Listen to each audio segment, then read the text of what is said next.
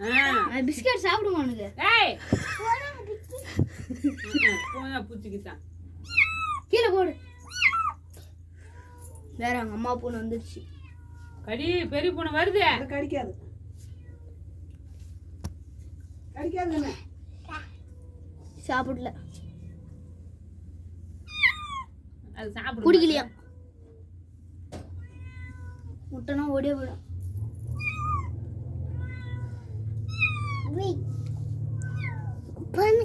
முட்டை கொடுத்தியா பூனைக்கு?